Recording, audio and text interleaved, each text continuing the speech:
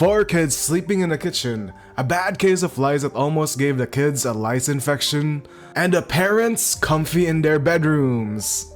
And the internet got really angry. So what's happening? And this is the weird story of the Resilient Jenkins, a TikTok family that went viral because of this drama. When people saw these TikToks, people started commenting about how sick and irresponsible these people are. And honestly, real, true. That's so real, man. That's so real, my dude. At first I was shocked because like when you hear about these living conditions, you're kind of like dumbfounded because what is the situation? So imagine this, you're sleeping on a kitchen. Not next to a kitchen, but literally inside of the kitchen. I think what made everybody hate the situation was the fact that when people dug deeper, there was actually a lot of room in the house. So why are these kids sleeping in the kitchen next to the onions when there was actually a lot of room in the house? So let's get right into it. Number 1, the bed. Stephanie has been struggling with money to the point she literally made it her brand. And I get it, times are tough, everyone's getting beat up by inflation. Maybe she's just very unfortunate, so she has to put her kids to sleep in the kitchen. Cause maybe they just don't have room in the house. There's just one issue with that. She actually has a lot of room. A massive room that can literally fit a queen-size bed. So why aren't the kids sleeping in there? Why is that, Stephanie? I thought you were a loving mother of 6. Meanwhile, they had a PS5 and a literal queen-size bed in the room. And like neon lights, while the kids are sleeping right next to the onions. Many netizens were like, hey, you bought a PS5 but you can't buy a bunk bed for your kids? That literally does not make sense. What's happening with these loving parents? So I know what you're thinking. Maybe buying a PS5 makes more sense than buying 2 bunk beds, right? Maybe it makes a lot of sense for some reason. Fair enough, right? I do not know who's saying that, by the way, but that is so funny to think about. So netizens started digging. So what they found was the PS5 is worth $490, and you can literally buy 2 bunk beds and a mattress for less than that. Honestly, these loving parents are so questionable because they're like, hey, we're gonna stuff you right next to the onions while we play with our PS5 in our own rooms. Number 2, the lice incident. One of the bigger issues is the lice incident. This family literally had lice for months. For months! If you didn't know, lice is such a damaging thing to have because you're gonna be labeled as a lice boy or the lice girl, and like people are gonna look at you funny. So I feel like your peers would like avoid you because you just had lice for months. Not only do people avoid you, but there's also a possibility that you can get an infection. And a lot of netizens were really mad because they were like, hey, 2 to 3 days of like diligent cleaning or like a week of cleaning, you can literally get rid of lice. But they had it for months. It was really weird.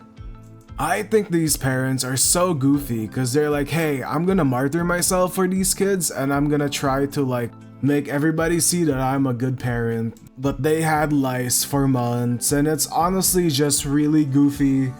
Ooh, you have lice? I don't care. Number 3. How did you buy a car? Absolute blessing to have a secondary vehicle. Now a car isn't cheap, but somehow they had enough money to buy it. Like that's crazy. You didn't buy bunk beds for your kids. You couldn't treat your kids' lice problem, but you bought a car. Number 4, the unwashed clothes. And a lot of people commented that these kids always have dirty clothes. And why is that? Well, because Stephanie didn't really buy a washing machine. She goes to a laundromat. They probably get their clothes washed every 2 weeks. So these loving parents made their kids run around with dirty clothes, lice, and made their kids sleep in the kitchen? If you think the situation doesn't even get messier, the baby mama showed up and literally dropped a bomb. And it's insane. She literally went full scorched earth. She didn't even hold back. It was insane. We've been running. So we're going to get right into it. So the baby mama showed up and made this TikTok. That everybody saying they have two loving parents walked out of his son's life. When he hasn't paid child support, but he has a PS5. I feel bad for those kids. And she was talking about how the dad hasn't really been paying child support. No. Is the 12 years you've been running, no matter if you got clean or not, no matter if you got clean or not. She literally came out the WWE style and said, I'm gonna get you. You didn't pay child support. And this is why I think the situation is so wild and crazy. One of the biggest things I learned from the Jenkins is that being a parent is just really difficult. I'm not saying what the Jenkins is doing is great. Honestly, I even think it's the opposite. But this reminds me of how radicalizing content works in the internet.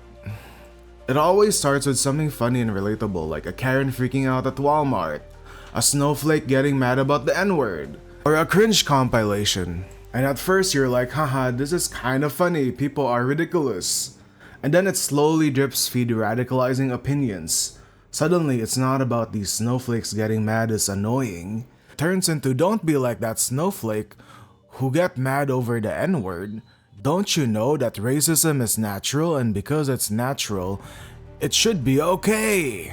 Before you know it, the people presenting are showing you graphs about the IQ of these people, and the countries that they're from, and why is it so low, and how these people actually hate you.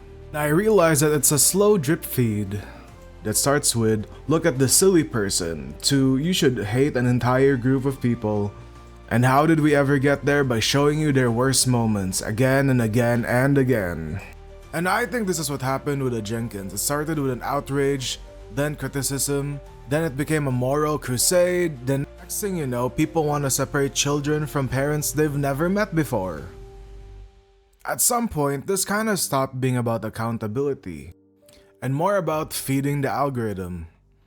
Hot take, I think most React channels don't really care about these kids. They just know that these topics get a lot of clicks.